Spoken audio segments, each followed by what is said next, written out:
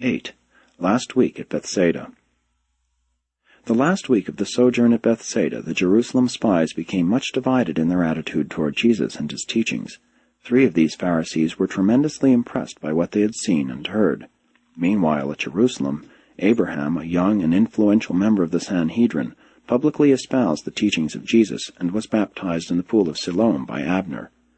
All Jerusalem was agog over this event, and messengers were immediately dispatched to Bethsaida, recalling the 6 spying Pharisees.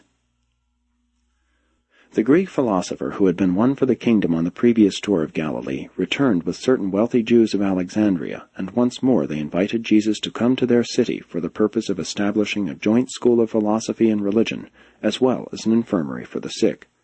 But Jesus courteously declined the invitation. About this time there arrived at the Bethsaida encampment a trance prophet from Baghdad, one Kermith. This supposed prophet had peculiar visions when in trance, and dreamed fantastic dreams when his sleep was disturbed.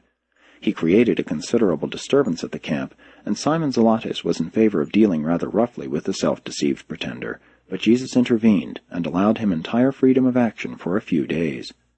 All who heard his preaching soon recognized that his teaching was not sound as judged by the gospel of the kingdom.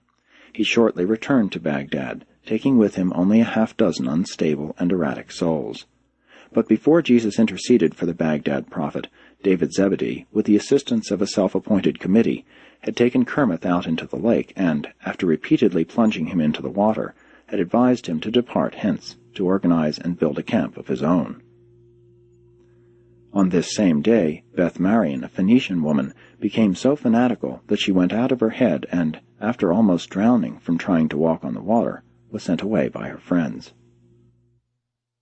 The New Jerusalem convert, Abraham the Pharisee, gave all of his worldly goods to the apostolic treasury, and this contribution did much to make possible the immediate sending forth of the 100 newly trained evangelists.